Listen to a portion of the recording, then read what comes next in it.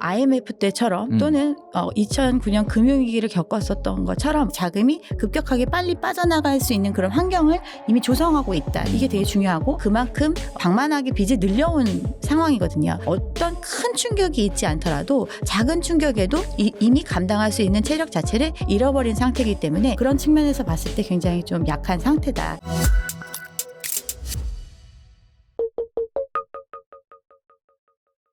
주식, 암호화폐, ETF까지 원픽 리포트.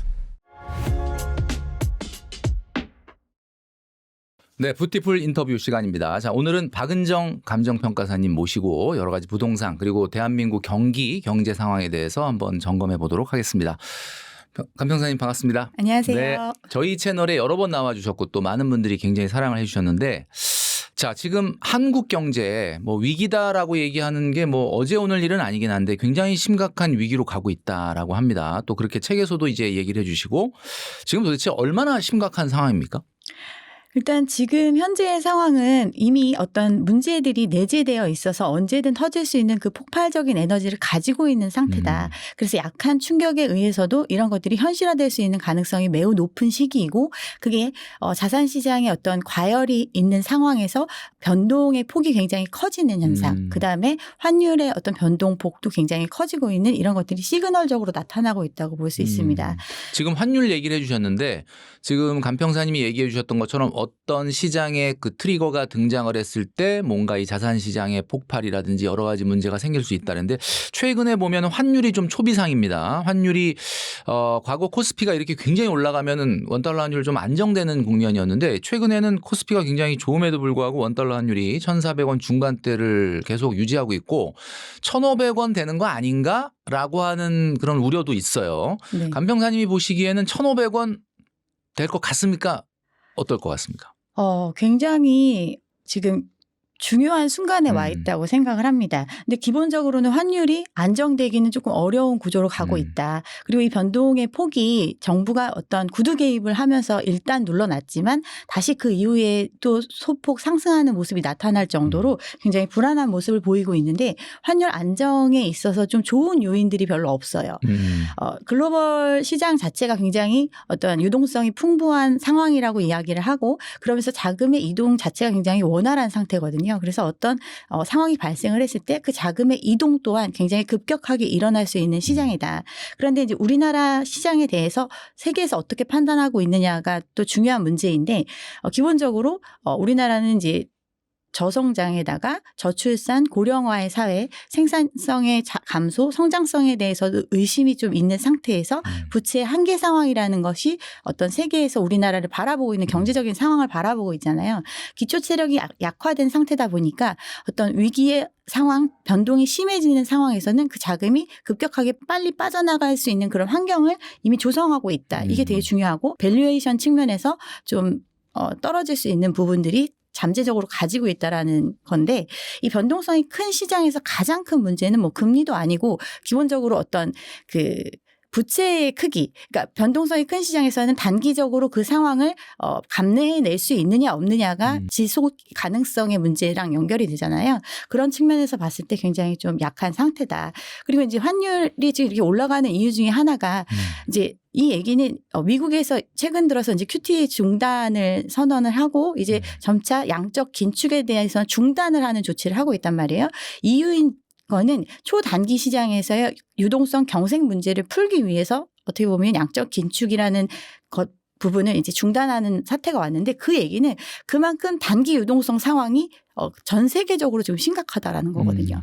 그렇기 때문에 이 얘기는 금리가 단기 금리가 많이 올라가고 안전 자산에 대한 선호도가 올라가고 이런 부분에 있어서 금리 채권 금리하고도 연동이 되고, 이런 부분에서 이제 달러가 우리나라에서 좀 더 빠져나갈 수 있는 환경이 조성될 수 있다. 이런 것 때문에 환율은 이제 변동성이 좀 큰 상태라고 볼 수 있는데, 여기에 이제 우리가 관세 협상이라든가 이런 부분도 있잖아요. 이제 매년 이제 200억 불 씩 빠져나가야 되는 상태이고, 어떤 외환의 안정성을 유지해 줄 수 있는 외환 보유액 자체가 4,100억 달러 수준, 굉장히 계속 점차 이제 감소하고 있는 상태다 보니까 이런 부분에서 이제 환율이 좀 치명적으로 변동성을 보이고 있지 않나 이렇게 생각을 네. 합니다.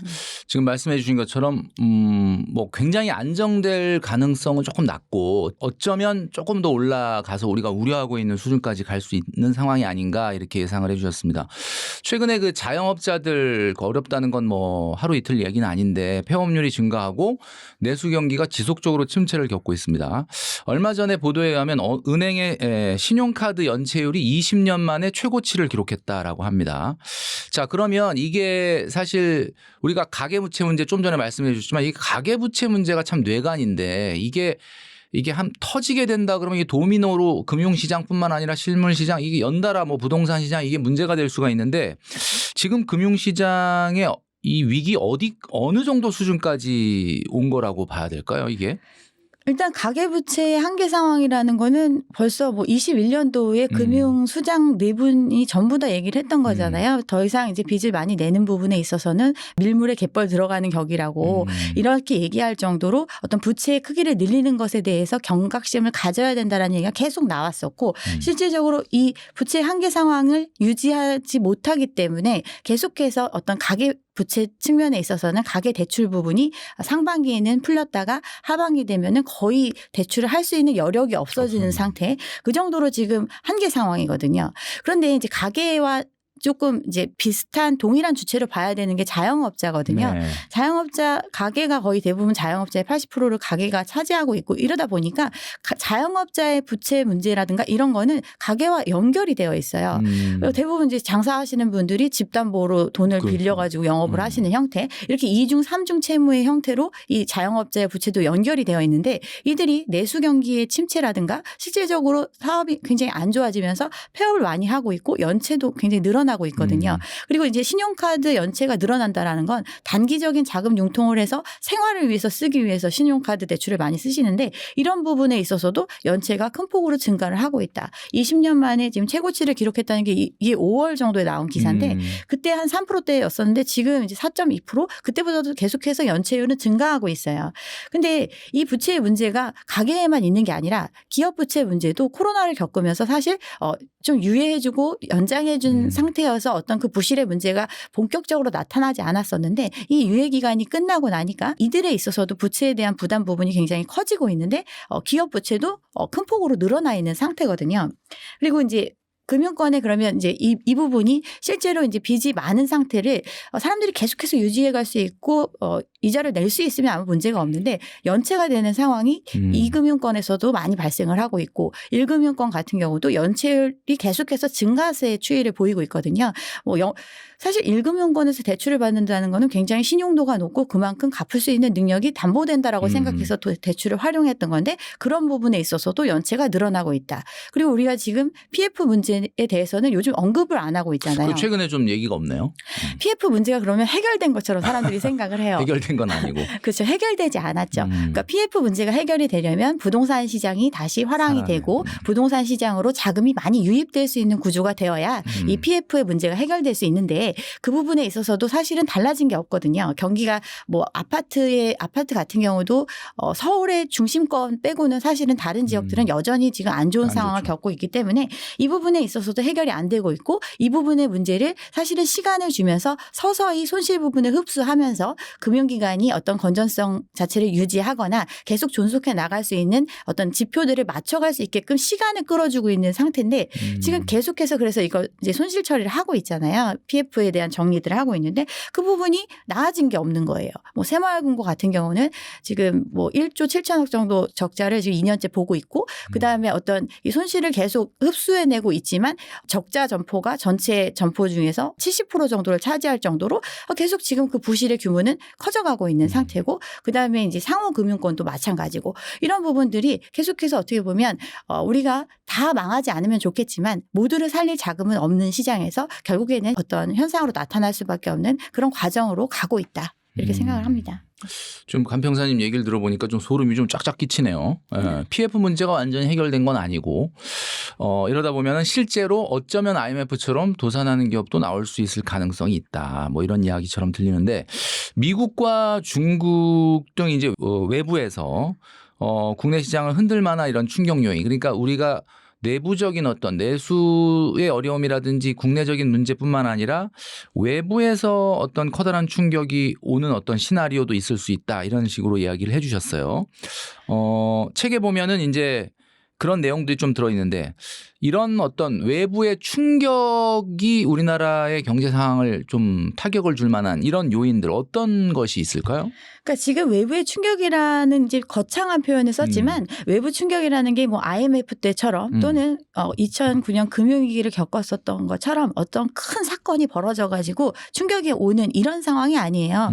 이미 어떤 사람들이 만성화됐거든요. 어떤 충격에 있어서도 그렇죠. 상황이 발생을 하면 정부가 나서서 일단은 유동성을 풀어서 이 문제를 해결해 줄 것이고 자금을 투입해서 어떻게 해결할 것이다. 이런 기대감이 있기 때문에 사실은 계속해서 그만큼 방만하게 빚을 늘려온 상황이거든요. 이 얘기는 역으로 말하면 어떤 큰 충격이 있지 않더라도 작은 충격에도 이미 감당할 수 있는 체력 자체를 잃어버린 상태이기 때문에 그게 외부적 충격이라는 게 실질적으로 지금 같은 경우도 마찬가지잖아요. 환율이 이렇게 급등했던 이유들을 살펴보면 단기적으로 단기 금리가 상승을 하고 단기 금리가 상승을 하니까 당장 자금 조달에 대한 부분들, 지준율에 대한 부분들 이런 식으로 자금을 필요로 하는 곳은 많은데 풀 수 있는 자금 자체가 유동성이 경색이 되니까 그 문제가 바로 대출 금리로도 연결이 돼 버렸잖아요. 지금 뭐 최근 들어서 주담대 금리가 6%대에 나온 것들 뭐 이런 것들 자체도 작은 충격 이잖아요. 어떻게 보면 어떤 시스템적인 부분이고 그런 부분에 있어서도 이렇게 쉽게 흔들릴 수 있는 시장이다. 그렇기 때문에 어떤 외부적으로 엄청난 사건이 벌어지면 더 크게 트리거가 돼서 그 상황이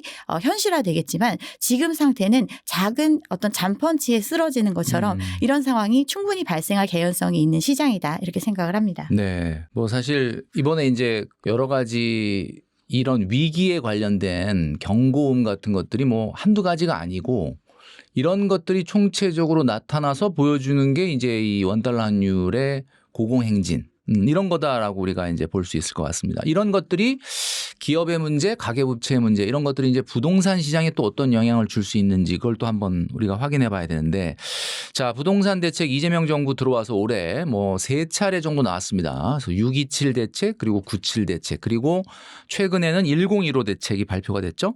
1015 대책이 발표되고 나서 뭐 사실 와 굉장히 세다 이런 느낌 때문에 뭐 거래가 다 중단되고 어쨌든 간에 가격이 올라가던 분위기에 찬물을 끼얹으면서 좀 시장을 냉각시키는 데는 성공을 했는데 지금 한 달여쯤 이제 지금 지난 이 시점에 보도 내용을 보면은 또 보도 내용은 또 여전히 강남의 이 상위 입지는 또 오른다 이런 뉴스가 또 나옵니다.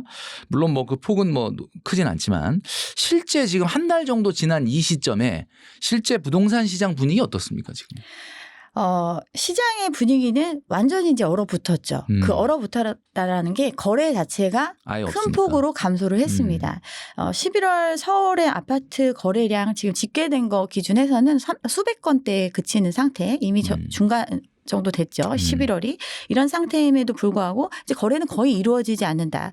그리고 이제 기사에 많이 나오는 것들은 이제 한국부동산원에서 발표하는 주간 동향이라든가 민간에서 발표하는 통계치를 많이 인용해서 얘기를 하는데 사람들의 어떤 심리, 호가 수준이 꺾이지 않는 한 상승률 자체는 크게 떨어지는 모습이 나타나질 않아요. 근데 실질적으로 시장에서 그런 거래가 이루어졌느냐, 고액의 거래가 이루어졌느냐. 제가 최근에 이제 기사를 보면 강동구의 뭐 같은 경우 6% 정도 상승을 했다. 뭐 이런 내용들이 나와요. 기사에.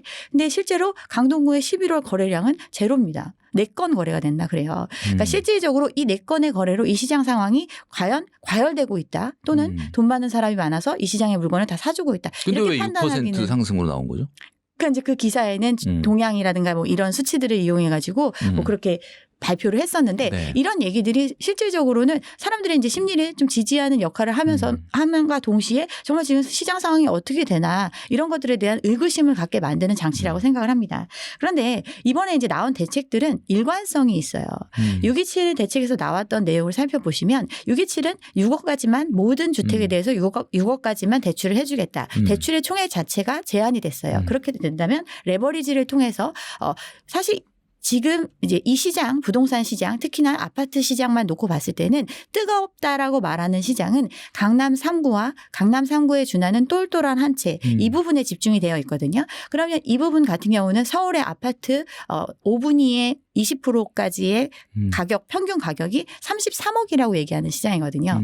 그만큼 일반적인 규모의 자금만으로는 참여할 수 없는 시장이에요. 즉 전문직이라든가 대기업, 이런 부부들, 젊은 사람들 이런 사람들이 십수억의 대출을 활용해야 들어올 수 있는 시장. 그런 시장이 지금 뜨겁다고 얘기했었는데 그 부분에 대해서 자금이 절대적인 금액이 줄어든 거예요. 이제는 2억밖에 안 되니까 거의 안 되는 거죠. 그렇죠. 10-15 대책을 통해서 이제는 2억까지로 자금의 규모가 제한이 된 상태예요. 거기에 저기에는 뭐 대출의 규모뿐 아니라 어떤 이제 자금 조달 출처에 대한 부분에 대해서도 투명성을 강조하고 있는 시장이고 정책적으로도 그런 방향으로 가고 있기 때문에 예전과 같이 언파 찬스를 쉽게 쓸 수 있는 구조도 아니에요.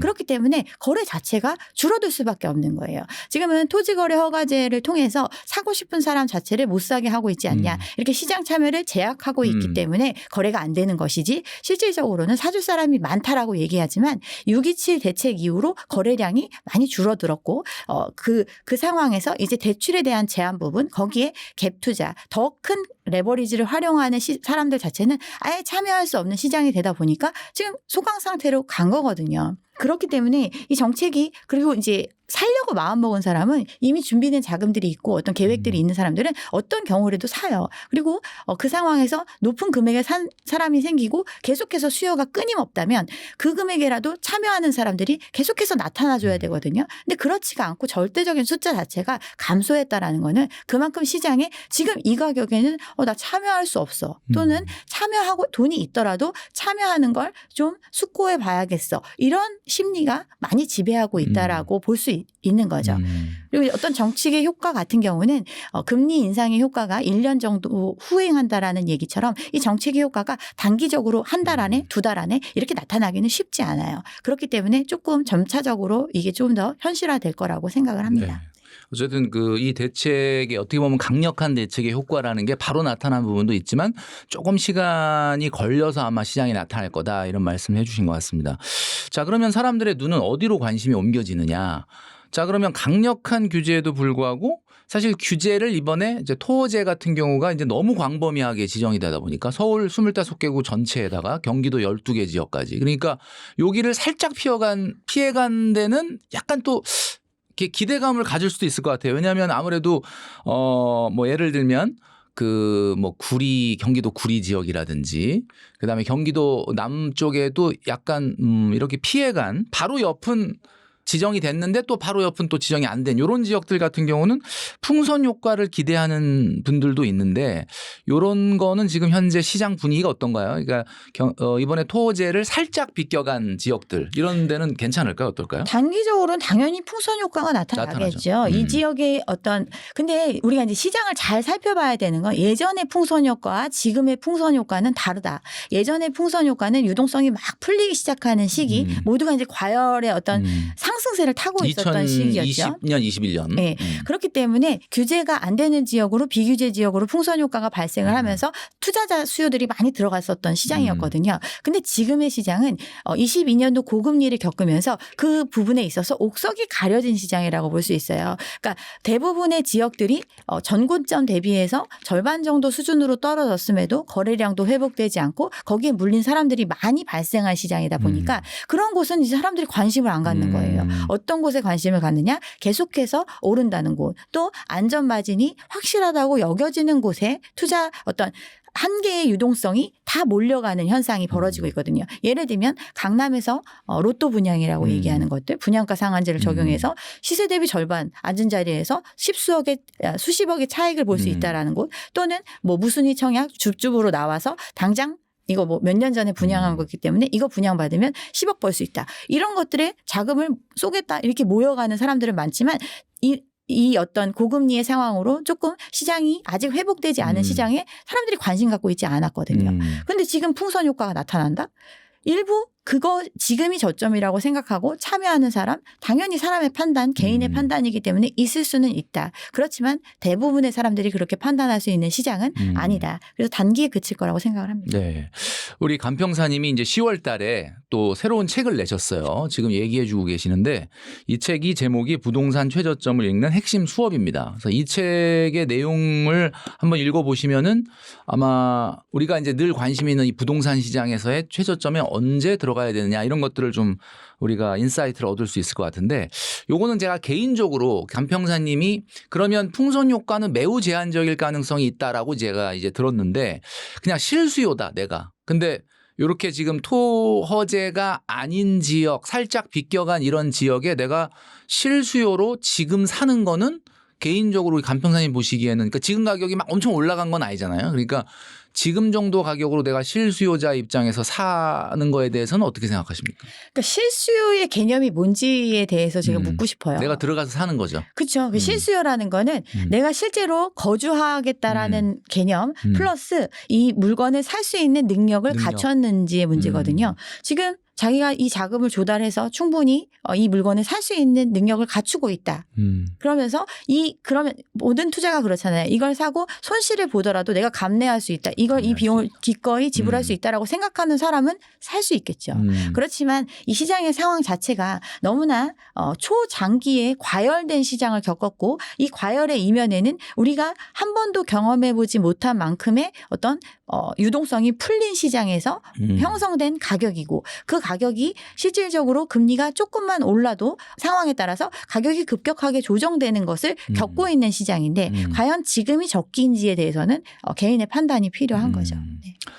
네, 뭐 약간 지금 좀 조심스러운 접근이 좀 필요하다 이런 말씀으로 들립니다. 일각에서는 이 토호제 지역으로 지정이 되면은 그러니까 요즘 사실 서울의 25개구가 좀 당황한 지역이 있잖아요. 토호제로 지정이 돼도 아예 그럴 줄 알았어 이렇게 하는 지역도 있지만은 당황한 지역들이 있을 거라고 봐요. 왜냐하면 이제 그 전에 서울의 아파트 가격이 올라가는 지역은 사실 한강벨트를 포함한 마용성, 강남, 소초 뭐 이런 일부 지역이었는데 이번에 한꺼번에 묶이다 보니까 좀 당황한 지역들이 있을 텐데 근데 일각에서는 이런 말을 합니다. 오히려 토호제로 지정이 되면은 프리미엄이 붙는다. 정부가 어떻게 보면은 핫한 지역으로 인증을 해주는 셈이다. 뭐 이런 이야기도 있습니다. 그래서 서울 내에 6억 이하 아파트, 뭐 6억 이하 아파트 뭐 사실 많지는 않을 것 같긴 한데 이런 시장 같은 경우는 매매 시장은 오히려 집값이 거꾸로 오를 수도 있다. 왜냐하면 가격대에서는 6억 한도 대출도 가능하고 그 다음에 오히려 프리미엄 지역으로 정부가 인정해 주는 꼴도 뭐 어떤 셈도 있고 하다 보니까 이렇게 오히려 중저가의 서울에서 좀 그동안에 각광을 못 받았던 지역이 오히려 가격이 올라갈 수도 있다라는 그런 시각도 있는데 간평사님이 보기엔 어떻습니까? 이 아파트 시장의 참여자가 누군지를 먼저 생각을 하셔야 돼요. 아파트 시장에 이제 참여하는 사람들이 대부분이 이제 주담대를 활용해서 참여를 하고 있고 주담대의 97%를 사용하고 있는 사람들이 상위 소득 20%에 해당되는 5분위의 경우가 많이 활용을 하고 있거든요. 그럼 97%가 사실은 고소득자한테 편중돼 있군요. 뭐 20%에 든다고 해서 고소득이라고 보기는 좀 어렵죠. 20%라고 하더라도. 그렇지만 다른 사람들보다는 어느 정도 소득 수준이 있는 사람들이 참여하는 리그가 아파트 시장이다. 그런데 그 아파트 시장이 지금 과열되기 이전에 형성됐던 아파트 가격을 지불하기 위해서도 우리는 대출이 아니면 들어올 수 없는 시장이었단 말이에요. 그런데 지금은 그때보다 절대 금액으로는 훨씬 더 큰 빚을 지고 지금 들어오고 있는 상태거든요. 이유는 이제 자산 가격이 더 오를 거다라는 기대감 때문에 기꺼이 감수하겠다 이렇게 들어오신 분들이 많은데 그래서 지금 이 시장이 근데 지금 양극화가 좀 많이 될 거다라고 얘기를 하잖아요. 그러면 이제 6억 이하의 아파트 시장이 더 오를 수 있다라는 거는 그 가격대를 수요해 줄 수 있는 사람들 지금 그 6억대 아파트를 수요하겠다는 사람들이 지금 상위 20%에 있는 사람들이잖아요. 그들이 거기를 계속 살고 싶어서 그걸 사겠다는 게 아니잖아요. 그러면 이 밑에 층이 올라와서 이걸 사줘야 되는데 그러기에는 이제는 다른 대체 시장으로 갈 수밖에 없다라는 거죠. 설사 조금 소득이 높은 분들이 그 6억 미만이나 6억대 아파트를 사도 그분들이 결국은 나중에 그 시장을 받쳐줄 만한 그 그쵸. 오른 가격으로 받쳐줄 만한 수요가 과연 계속 존재하느냐. 나타나야 되는데 그거에 대한 걸 그런 생각을 면에서 해야 봤을 된다는 거죠. 때 예, 예. 그러니까 내가 사서 좀 당장은 좀 오르는 듯 할지 모르지만 언젠가 그걸 또 오른 가격에 팔고 나오려면은 밑에가 좀 받쳐줘야 되는데 또 그런 생각을 해보니까 딱 이해가 되네요. 네. 지금 시장에 팽배하고 있는 이 어떻게 보면 부동산 불패론 이런 것들은 어쨌든 공급 부족에 기인한다고 봅니다. 뭐 실제로도 주택이라는 게 이렇게 갑자기 공급하기는 어렵다 보니까 이 주택 공급이 부족하다라는 의견 이건 뭐 어떤 시각으로 보냐에 따라 좀 다를 수는 있긴 한데 어쨌든 이렇게 자료 같은 거나 뭐 보도라든지 여러 가지 우리 정보를 봤을 때는 이 수도권의 주택이 공급 부족이다라고 하는 의견이 좀 더 대세인데 간평사님이 보기에는 이 공급 부족하다라는 의견 어떻게 보십니까? 실제로 진짜 부족합니까? 아까 방금 설명드린 내용에 기초를 하면 공급은 전혀 부족하지 않아요. 기본적으로 이 공급이라는 게 어떤 층에 대해서 어떤 공급을 하고 있느냐를 가지고 이게 공급이 부족하다. 넘친다. 이걸 판단해야 되는데 그 부분에 대해서 지금 우리나라는 통계적으로 그걸 분리해서 지금 카운트하고 있는 것도 아니고 그거에 맞춰서 정책을 하고 있지도 않아요. 그냥 사람들이 아파트를 선호한다고 하니까 대부분이 아파트를 공급하려고 하고 아파트를 공급한다고 해서 공급 금액도 계속해서 지금 올라가잖아요. 사람들의 기대치가 높아지는 만큼 땅값도 올라가고 건축비나 금융비용도 가다 보니까 실질적으로 분양되는 가격 자체는 계속 올라가고 있단 말이에요. 예를 들어서 강남 같은 경우도 마찬가지죠. 몇 년 전에는 8사 기준에서 10수억 대에 분양하는데 그것도 사실 비싼 수준이라고 얘기를 했는데 최근에 분양한 것 같은 경우는 28억 가까이에 분양을 했단 말이에요. 이만큼 어떤 절대적으로 지금 공급을 늘리고는 있는데 그 공급이 가격에 대한 공급이냐 그냥 물리적인 숫자에 대한 공급이냐. 그렇다면 높은 가격의 공급을 많이 한다고 해서 공급 부족 문제가 해결될 것인가. 서울의 공급 물량 많이 늘려라. 지금 아파트 가격이 계속 오를 수밖에 없다라고 얘기하시는 분들이 주로 하는 얘기가 그거거든요. 공급이 부족하다. 사람들이 원하는 아파트가 없다. 똘똘한 한 채가 없다. 그래서 많이 공급을 해야 된다. 도심에 공급을 해야 된다. 이 얘기거든요. 근데 도심에 공급하는 거 다 재건축 재개발 아니면 공급이 안 돼요. 재건축 재개발을 하려면 비용이 들어가죠. 근데 사업이 추진되려면 그들의 부담이 줄어들어야 되고 그만큼 분양가 자체가 올라가야지 해결이 되는 문제거든요. 그런데 그럼 그 올라간 금액에 실제로 사줄 수 있는 사람이 있느냐. 이 부분을 생각했을 때 안 되거든요. 그러니까 이제 공급이라고 하는 거는 공급은 뭐 재건축 재개발을 통해서 늘릴 수는 있지만 그 공급을 실제로 그 공급의 수혜를 받는 그런 사람들은 일단 기본적으로 돈이 있는 사람들 말고는 좀 어렵고 실질적으로 우리가 생각하는 서민이나 저가 아파트, 중저가 아파트를 좀 원하는 분들에 대한 공급이라고 하는 거는 좀 또 다른 차원이다 이렇게 말씀을 해 주신 것 같습니다. 그러니까 공급 부족 문제를 해결하려면 가격 안정 아니면 공급 부족 문제는 해결이 안 돼요. 가격이 내려와야 공급이 늘어나는 거거든요.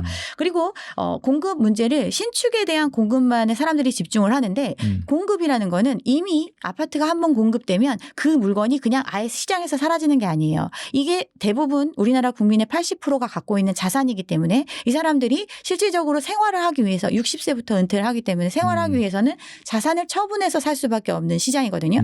결국에는 기축을 갖고 있는 사람들도 언제나 공급할 수 있는 공급자예요. 그 사람이 팔고 뭐 이사를 간다든가 하면 그 공급이 되는 거죠. 그렇죠. 그럼 공급 부분은 그래서 기축의 공급과 신축의 공급 두 가지 측면을 생각해야 된다. 그리고 절대적인 숫자 자체를 많이 공급한다고 그러면 공급 부족 문제가 해결될 것인가? 아니거든요. 수요적인 측면에 있어서 살려는 사람이 한 채가 아니라 10채 살려는 시장에서는 아무리 많이 공급해도 공급은 항상 부족할 수밖에 없어요. 그렇기 때문에 이번 정책이나 대책이 나온 것들을 살펴보면 공급이라는 것들은 기존에 하던 것들 또 공급이 바로 이루어질 수 있는 게 아니다 보니까 이미 예전 정부부터 진행했던 것들이 추가적으로 계속해서 진행되는 내용밖에 공급에 대한 물량을 얘기할 수밖에 없어요. 그래서 지금 정책적으로 얘기하는 거는 수요적인 측면을 얘기하고 있는 거거든요. 그러니까 수요 자체가 너무 과열되지 않으면 지금 진행되는 물량만으로도 이게 다 팔릴 수 있을지 없을지에 대한 의심을 가져야 될 정도로 공급은 많이 이루어지고 있는 시장이다. 이런 것들을 생각을 해보면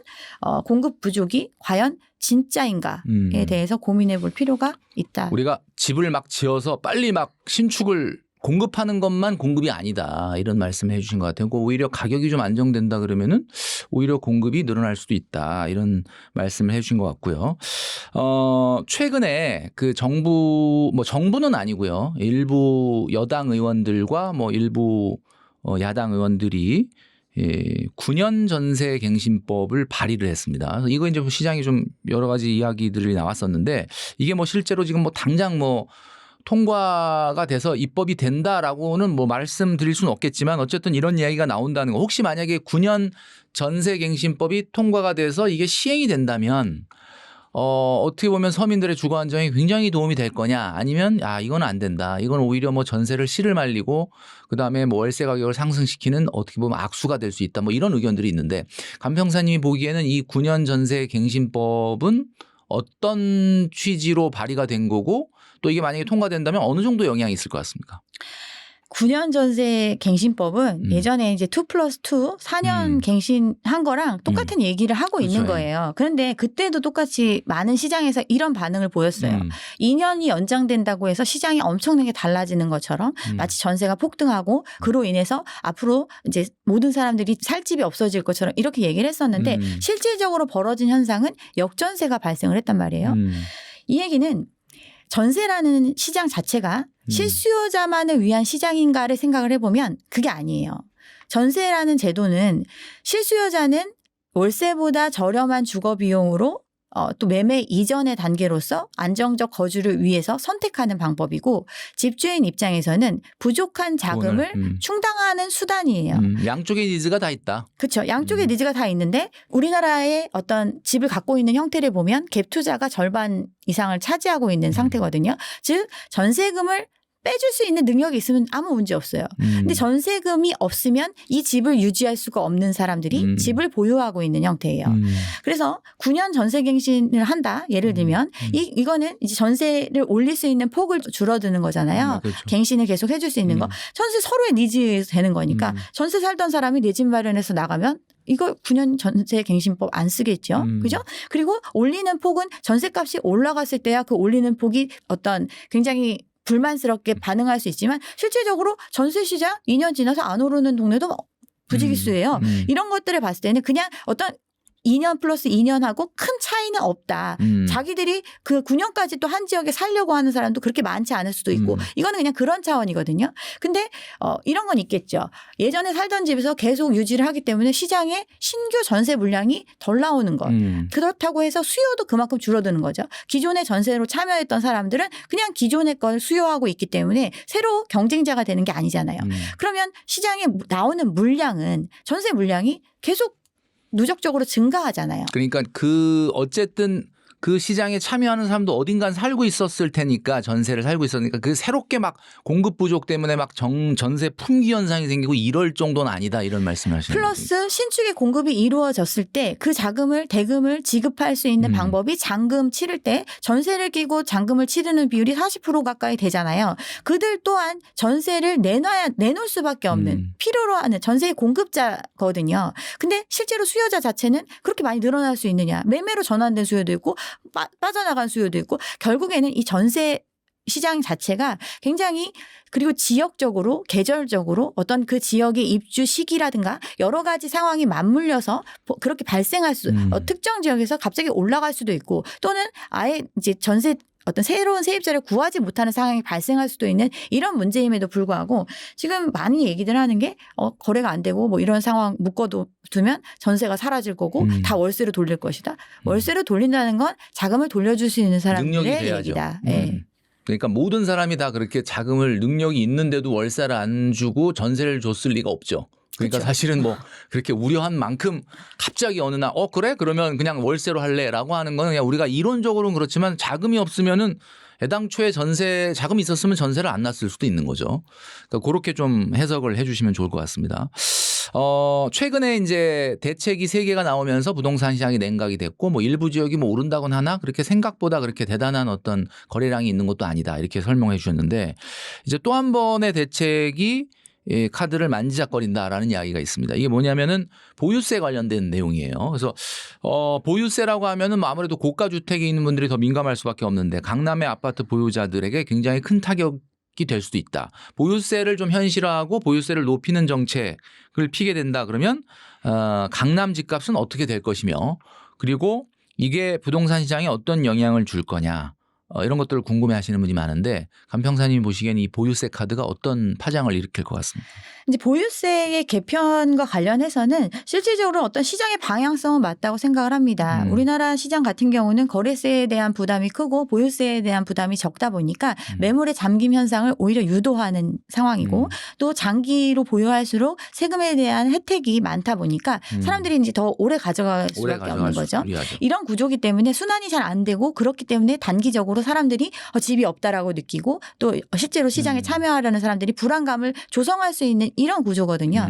그런데 갖고 있는 게 그러면 부담이 되느냐에 대해서 계속 유지하면 우리나라 그동안 이렇게 상승기를 계속 거쳐오다 보니까 그런 믿음이 있잖아요. 그렇죠. 계속 우상향할 거고 갖고 있으면 돈을 버는데 그러면 부담이 크지 않은데 이걸 팔지 않는 이런 현상이 고착화되고 있기 때문에 세제 개편에 있어서는 방향성은 맞다라고 생각을 하는데 지금 이제 최근에 나온 기사가 뭐냐면 반포자기가 내년에 1,800만 원 낸다 이런 기사 보셨나요? 지금 현재 1,800만 원은 안 내나 보네. 그러니까요. 지금 되게 의아하지 않으세요? 그 84제곱미터짜리가 지금 뭐 45, 50억 한다고 얘기하는 시장인데 지금 예전에 작년에 냈던 게 1,300만 원? 뭐 이 정도 냈던 거예요. 월 100 정도밖에 안 되는 거죠. 부담금이. 많은데 굉장히. 지금 45, 50억 있는 분인데 월 100만 원 정도의 세금 부담인데 지금 다른 거는 더 많이 내는 경우도 많은데 네. 근데 이게 이제 1,800만 원 된다는 거예요. 그 100만 원이 이제 150만 한 원에 1.5배 오르네요. 40% 정도 올라가는 상태거든요. 그렇죠. 근데 이게 정부가 무슨 세금 더 걷겠다고 현실화율을 올린다든가 뭐 이런 당장 할 수 있는 수단을 반영했을 때 그렇게 오른다는 게 아니에요. 지금 그냥 현실화율 그대로 가격 자체가 했잖아요. 또 올라갔으니까. 가격 자체가 올라갔기 때문에 지금 부담금이 더 늘어난 거거든요. 세부담이 늘어난 건데 40% 다른 이제 한강벨트, 마용성 이런 데도 20, 30% 올라갔다고 하는데 마포 이런 데 한 400만 원 냈어요. 그 정도 냈었고 여기서 이제 20% 올라봤자 100만 원 더 내는 건데 이게 지금 부담스럽다고 난리인 거예요. 그 얘기는 그만큼 사람들이 어떤 자금에 있어서 굉장히 자산은 엄청 많이 올라갔다는 그 평가 이익은 가지고 있지만 실질적으로 이걸 유지할 수 있는 데 있어서는 굉장히 취약한 구조를 가지고 있다라는 게 드러나는 거죠. 그럼 취약한 만큼 이게 효과를 어느 정도 시장에서 기대한 만큼 나올 수도 있다라고 봐야 되겠네. 그렇죠. 근데 이제 이 부담 자체가 많이 늘어나지 않는다고 하면 사람들이 이 정도는 상쇄되고도 내가 이익을 걷어갈 수 있다라고 생각할 수도 있고 버틸 수도 있겠지만 실질적으로 어떤 고점에 들어가신 분들이라든가 기축 같은 경우도 굉장히 이 영끌이라는 게 초영끌의 시대를 겪었단 말이에요. 똘똘한 한 채에 집중되면서 그래서 보통 이제 전문직 부부들 막 3억 정도 둘이 합쳐 그 정도 되는 사람들이 10억 이상 빌려가지고 이제 매입을 하는 형태 이런 사람들 한테 거의 이제 추가적으로 몇백이든 이게 더 올라가는 거죠. 우리가 이제 영끌이라는 게 그렇잖아요. 감당할 수 있는 최대치의 빚을 지고 들어가는 형태인데 거기에 이제 더 부수적인 어떤 부담감이 더 생기는 상태. 여기에 금리도 변동금리로 가고 있는 상황이다 보니까 그 금리에 대한 부분도 지금 이제 불확실성이 커지고 있잖아요. 오히려 금리가 올라갈 거다라는 얘기 나오고 있고 실질적으로 최근에 나온 주택담보금리 6%대까지 올라간 이런 상황이 앞으로도 계속 발생할 수 있는 그런 지금 장세거든요. 그렇기 때문에 이런 부분들이 유지하지 못하는 사람들은 사실은 예전에 21년도 영끌들이 처해 있는 상황에 직면할 수 있다. 그러면서 이제 가격 조정이 올 수 있다. 이렇게 생각을 합니다. 그러니까 보유세 카드가 나오게 되면 어떤 식으로든 사실은 그걸 아무렇지도 않게 생각하는 분도 물론 있긴 하겠지만은 어느 정도 이런 부담을 느끼는 어떤 그런 상황 이런 것들이 있을 수 있다라고 봅니다. 또 한 가지 이제 그 정부가 다주택자들에 대한 그 양도소득세 중과세를 지금 계속해서 유예하고 있습니다. 그래서 올해도 유예가 돼서 원래 5월에 종료가 됐어야 되는데 한 번 더 넘어갔는데 내년 2026년 5월에는 아마 이게 종료가 될 거다라는 게 지금 시장의 어떤 여러 가지 이야기입니다. 진짜는 뚜껑 열어봐야 알겠지만 그래서 다주택자들이 지금 이제 내년 5월까지 만약에 이 다주택을 처분하지 않게 되면은 이 중과세 그러니까 최대 80%, 85%까지 이게 그럼 내가 이익 본 거에 85%를 국가가 가져간다는 건데 이런 거를 앉아서 이렇게 당하고 좋아할 사람은 없지 않습니까? 그러다 보면은 시장에 아마 내년 초쯤에 이런 것들에 대한 매물 보유세 이슈와 함께 좀 많이 나올 거다 이런 이야기들도 있는데 감평사님이 보기에는 그렇다면은 그때 내년 한 1, 2월쯤에 다주택 중과세를 피하기 위한 매물들이 시장에 진짜 쏟아질 것 같습니까? 어떨 것 같습니까? 근데 다주택을 유지하고 있는 경우들이 이제 사실은 뭐 여러 가지 케이스들이 있잖아요. 네. 근데 당연히 이제 세부담에 대한 부분이 이제 혜택이 사라진다라고 하면 그 전에 처분하려는 물량 나올 그렇죠. 수 있는 거고 또 이거는 사실은 다주택을 갖고 있는 분들의 대부분이 어떻게 보면 어느 정도 사회에서 자금을 활용할 수 있는 분들이 많이 이제 다주택의 네네네. 형태를 띠고 있는데 그런 분들 같은 경우도 이제 자산의 처분 시기가 도래를 했어요. 벌써 재작년부터 제2 베이비부머의 은퇴가 시작이 됐잖아요. 결국에는 자산이라는 걸 처분해가지고 유동성을 확보하면 훨씬 더 기회를 가져갈 수 있는 시장이 지금 펼쳐지고 있잖아요. 실질적으로.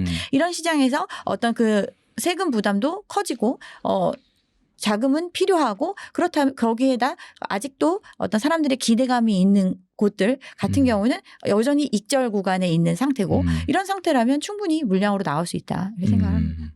그런 기회를 또 뭐 이렇게 바라보시는 분들 같은 경우는 잘 한번 귀담아 들으시면 좋을 것 같고요. 부동산 시장이 혼란스럽지만 어쨌든 이 젊은 세대들 또 뭐 이제 청년에서 중년으로 넘어가는 세대들 무주택자들에게 사실 내 집 마련이라는 건 늘 인생의 가장 중요한 목표이자 꿈인데 내 집 마련의 기회가 또 사실은 오고 있는 거다 이렇게 또 책에도 이야기를 해 주셨어요. 그래서 내 집 마련의 기회가 오고 있다고 하셨는데 그 시기는 언제쯤이 될 것이냐 요걸 한번 좀 풀어서 얘기를 해 주시죠. 그러니까 무주택자들 중에서 이미 현금을 갖고 있는 그렇죠. 분들 이런 분들은 지금 시장에 널렸죠. 현금이 없어서 참여 못하는 사람들이 워낙 많으니까 최근에 이제 30억 로또라고 했던 강남 분양 같은 경우도 실질적으로 자금이 5구 같은 경우는 18억 정도가 필요하고 84 같은 경우는 25억 정도가 필요한 시장이었단 말이에요. 네. 그럼 이만큼 자금이 있으면 이 시세 대비 절반한다는 물건을 살 수 있는 거죠. 뭐 분양받을 수 있는 거죠. 물론 하여튼. 당첨이 돼야 되겠지만 어쨌든 이 자금이 있으면 참여할 수 있는 시장이 지금 펼쳐지고 있다. 근데 자금이 없는 사람들은 또 지금과 같이 돈이 있으면 돈을 벌어주는 시기잖아요. 네. 뭐 예를 들면 주식시장 같은 경우도 올 초 대비해서 70%가 상승을 했고 금도 그 정도 상승을 했고 뭐 코인은 조금 요즘 주춤하지만 여러 가지 어떤 대체 부동산 외에 다른 자산 시장에 엄청난 상승을 겪고 있는 이런 시장이잖아요. 그럼 기회를 훨씬 더 많이 가져갈 수 있었죠. 근데 그 21년도, 20년도에 영끌했던 분들 그런 분들은 지금 어떻게 됐죠? 그때 2%대의 금리로 빌려가지고 가장 고점에 들어가서 지금 자산 가격은 사라졌죠. 자기가 투여했던 자기 자본은 이미 시세가 하락을 하면서 사라졌고 대출의 금액은 그대로 남아있는 상태예요. 2020년, 21년도에 서울 아파트를 영끌해서 샀다. 네. 가격은 일단 어떻게 됐나요? 대략? 그 뭐 20년, 21년 영끌과 최근의 영끌은 좀 다르죠. 달라요. 20년, 21년의 영끌들은 노도강을 중심으로 샀죠. 그렇죠. 노도강. 노도강이 그래서 엄청 핫했잖아요. 막 상승폭이 엄청나게 높았었고 네. 이때 들어가신 분들 노원구 같은 경우 뭐 8억대 뭐 이렇게까지 들어갔었죠. 들어가는 당시가 8억. 네. 지금 얼마 정도 합니까? 지금 5억 밑으로 내려왔죠. 아 그렇습니까? 네. 저는 어느 정도는 그러면 현재도 일단 마이너스 상황이네요. 내가 그러니까 산 자기 가격이. 자본은 이미 까먹은 거고 대출금은 그대로 있는 거죠. 그런데 이 대출이 영끌을 했을 때 2%대의 금리였잖아요. 네. 근데 그때 당시에 빌렸던 게 이제 5년 정도 후에 재산정, 금리 재산정의 시간이 지금 도래하는데 이제 네. 근데 지금 아무리 낮아도 4%, 5% 이 정도 되잖아요. 2배가 된 거예요. 그러면 자기의 어떤 심각하네. 에코티는 다 까먹고 나머지 이제 대출금에 대한 부담은 훨씬 더 커지고 있는 상태. 그러다 보니까 경매 물량이 지금 뭐 11년 만에 최대치 물량이 쌓여가고 있잖아요. 이게 20년, 21년에 산 사람들이 지금 재산정 되면서 그때까지 계속 유지할 수 있었으면 아무 문제 없는데 지금 몇 년 지났잖아요. 이게 힘들어진 상황에서 금리가 올라가고 하니까 강제적인 매매 형태로 내몰리고 그 물량이 경매 시장으로 나오고 있고 근데 나온다고 해서 바로 낙찰되고 이런 시장도 그러니까 아니다 아니고. 보니까 지금 간 변호사님 얘기해 준 얘기를 들으니까 2020년, 21년도에는 거의 2%대 주담대 이자율로 대출을 받았는데 그게 5년 있다가 이제 변동금리로 이제 영향을 받는 그런 시기가 지금 딱 맞물리네요. 그럼 그분들이 엄청나게 지금 어려워질 수밖에 없는 상황이구나. 그래서 24년, 25년에 경매 물량이 엄청나게 늘어났는데 이 물량이 앞으로 점차 확대될 거다라고 경매를 보시는 분들은 얘기를 하고 있어요. 네. 시장에서. 듣기에 따라서는 상당히 무서운 이야기인데 어떻게 보면 꼭 반대 쪽을 보자면은 또 오히려 그런 이 경매 매물이 늘어난다 이런 것들을 또 하나의 기회로 보실 수 있는 분도 있지 않을까라는 생각을 합니다. 향후 10년간 수익을 가져다 줄 수 있는 집을 골라야 된다. 이렇게 얘기를 하셨는데 향후 10년간 수익을 가져다 줄 수 있는 집. 무주택자들 그러면 이런 관점에서는 어떤 것들을 좀 주목을 해야 될까요? 투자의 가장 기본은 들어간 비용 대비 수익이 나느냐 안 나느냐죠. 그렇죠. 근데 지금의 시장은 아까 말씀드린 이제 좀 꺼져가지고 좀 안정돼 가고 있는 시장 같은 경우는 남들이 진입했던 것보다 절반 가격 수준에 내가 돈이 있으면 지금 참여할 수 있는 시장이다 보니까 이런 데 들어가면 그리고 전세 금액이랑 어떤 매매 금액을 비교해 봤을 때도 안정적이고 꾸준히 어떤 전세 수요가 유지되는 지역이라면 그 어떤 바닥선을 어느 정도 확인할 수 있는 거잖아요. 그런 상태에서 들어가서 앞으로 상승한다라는 기대가 있고 그렇다고 생각을 하면 그 상승에 대해서 이제 추가적인 플러스지 플러스에 대한 기대감이지 나머지 여기서 더 깎아 먹을 거다라는 이런 생각이 안 드는 그렇죠. 바닥에 들어가는 게 가장 중요한 거죠. 특히나 주식이나 이런 것들은 손절할 수 있잖아요.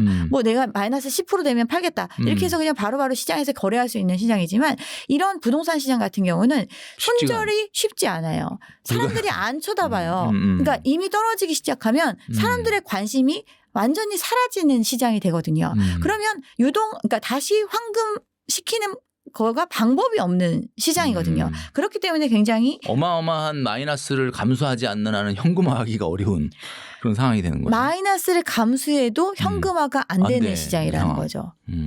관심을 아예 안 가지니까 이 부동산 시장에 참여를 하는 사람들이 자금을 쌓아놓고 막 참여할 수 있는 시장이 아니고 지금 소외됐다라는 거는 그만큼 시장에서 이런 게 판명된 시장이란 말이에요. 그럼 기존에 전세를 사는 사람들이 조금만 돈을 더 얹어서라도 살 수 있는 정도의 그런 정도의 가격 수준까지 내려왔다. 그러면 이 시장은 좀 유지될 수 있는 관계잖아요. 그러니까 그런 것들을 보고 앞으로 이제 마이너스에서 시작하는 게 아니라 일단은 제로에서 시작할 수 있는 물건을 찾아야 된다. 근데 지금 강남권 같은 경우는 뭐 작년 대비해서 또 지금 20, 30억 올랐다라고 얘기하는 시장이거든요. 그리고 지금 올라간 금액들 뭐 작년에 40억 하던 게 70억 한다라고 얘기하는 시장이잖아요. 근데 이 30억을 마련하려면 의사도 사실은 10년 이상 벌어도 마련하기 쉽지 않은 어렵죠. 돈이거든요. 그런데 아파트 하나 갖고 있었다고 지금 30억이 올랐다라고 기대하고 있는데 이게 여기서 더 오를 것이다라고 얘기하면서 지금 영끌에서 산 형태가 최근에 벌어진 오히려 거거든요. 그거를 방지해 준 게 이번에 정부의 대책이 아닌가라는 생각이 들고 어떻게 보면 또 그런 생각도 듭니다. 뭐 50억 하던 거 60억, 70억에 이렇게 사신 분들은 그거 뭐 오를까 봐 산 건 아니고 그냥 거기다 돈 좀 쓴 거 아닌가라는 생각이 저는 개인적으로 드는데 반대로 우리 간평사님이 당장 팔아야 될 집도 있다. 또 이렇게 얘기하셨어요. 그러니까 이게 우리가 이제 이번 책에서 말씀하신 것처럼 부동산의 어떤 여러 가지 시그널 그리고 이 최저점을 찾는 방법에 대해서 얘기를 해 주시다 보니까 오히려 어떻게 보면 반대로 좀 팔아야 될 집이 또 있다라고 하셨는데 요건 어디 어떤 집인가요? 이거? 강남이죠. 가장 많은 이익 구간에 있는 그래요? 시장이잖아요. 저도 팔아야 되네요. 그러니까 네. 뭐 예를 들어서 지금 내 옆에 단지가 70억에 팔렸대요. 근데 내가 아마 진입했을 때는 10억대 초반 내지는 그 언더에서 진입하신 경우도 많이 있거든요. 제가 아시는 분들도 그렇고. 그러면 이 구간이 5, 60억이 막 생긴 거예요. 그렇죠. 근데 앞으로 그러면 이게 100억 갈 거다라고 생각하고 이걸 유지할 것인지 이 5, 60억을 현금화할 것인지 이런 선택의 문제가 있는 거죠. 물론 집이 한 채밖에 없고 또 이 자산 가치가 우리나라 부동산 시장에서는 절대 꺼지지 않을 거다라는 믿음이 있으면 그걸 자식한테 물려주는 선택을 할 수도 있고 뭐 여러 가지가 있겠지만 사실은 현금 10억의 자산이 70억이 됐다. 그럼 이 60억이라는 거를 실현하는 거에 대한 고민을 충분히 해볼 수 있는 상황이거든요. 생각만 해도 너무 좋네요. 그런 거에 저는 뭐 그건 아니지만 그 정도의 10억에 샀는데 70억 돼서 60억을 딱 현금화한다 그러면 와 진짜 이게 대단한 그 생각만 해도 굉장히 기분이 좋으실 것 같아요. 그렇죠. 엄청 기분이 좋죠. 이런 분들 지금 정말 팔 기회죠. 그리고 이제 분당 일기 신도시 뭐 이런 데들 지금 선도지구 한다고 굉장히 많이 혜택을 주고 서울 같은 경우도 마찬가지고 인센티브를 주면서 개발을 이제 계속 독려하고 있는 상태잖아요. 그러다 보니까 개발에 대한 기대 이익이 엄청 커져 있는 상태예요. 근데 재건축 재개발 같은 경우는 워낙 시간이 오래 걸리는 사업이고 또 여러 사람의 합의를 통해서 이루어지는 사업이란 말이에요. 근데 이게 얼마가 걸릴지 뭐 음마 아파트 같은 경우도 2003년부터 사실은 계속 진행해 왔던 거잖아요. 20몇 년. 약간 최근에 좀 약간 뭐 좋은 소식이 들리긴 하지만 또 이건 알 수 없는 거고. 그렇죠. 그런데 이런 단지에 어떤 새로운 혜택, 뭐 앞으로 어떤 용적률을 더 완화해주고 또 정부가 부담하는 비용 자체를 줄여줄 테니까 사업을 빨리 추진해라. 지금 근데 비용에 대한 부분은 아직 확정되지 않은 상태. 그렇지만 어떤 개발에 있어서는 좀 더 유리한 조건을 지금 부여한 상태. 그러면 사람들의 기대감은 커지잖아요. 그러면 예전 가격보다 더 비싸게라도 기꺼이 사준다는 사람이 있는 상태예요. 근데 그래서 지금 빨리 팔아야 된다. 그렇죠. 현실적으로 이건 뭐 누구한테 폭탄을 넘긴다 이런 개념은 아니지만 누군가는 그 기대에 어떤 그게 맞다고 생각하고 참여하는 사람이 있다면 이 사람들 같은 경우는 오히려 내가 앞으로 10년이 걸릴지 얼마나 더 걸릴지 보통 평균 18년 정도 걸리는데 지금 이 걸리는 시간 동안 그럼 이제 거의 노년층으로 접어들 텐데 그 상황을 택할 것인지 그리고 이제 조합원 지위 양도도 안 돼가지고 이게 끝날 때까지 갖고 있어야 되는데 이런 선택을 할 건지 아니면 내가 어떤 비용적인 부분이 명확하게 나오지 않은 상태에서 이익은 어떤 프리미엄은 훨씬 많이 올라가서 누군가 사주겠다. 이런 시장은 당연히 팔아야 할 아파트인 거죠. 그러니까 명확하게 얘기하면 뭐 주거에다가 내가 돈 쓰겠다. 뭐 나는 돈 올라가는 거 관심 없다. 돈이 너무 많아서 뭐 그냥 그런 거면은 모르겠지만 그게 아니고 실질적으로 계산기 두드려서 진짜 내가 집을 어떤 자본소득의 대상, 시세 차익의 대상으로만 본다면 지금 간평사님이 얘기한 것처럼 사실 오히려 지금이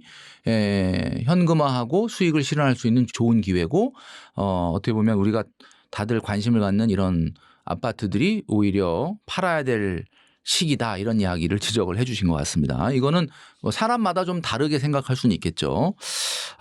마지막으로 오늘 제가 아까 말씀드렸는데 이제 책이 나왔는데 이 책의 내용을 좀 간단하게 뭐 제가 오늘 조금 뭐 얘기는 했겠지만은 다 다루질 못했으니까 간평사님이 이제 이 책에 대한 내용을 간단하게 소개시켜 주시면서 어떤 분들이 좀 봤으면 좋겠다라고 하는 부분을 마지막으로 좀 얘기를 해 주시죠.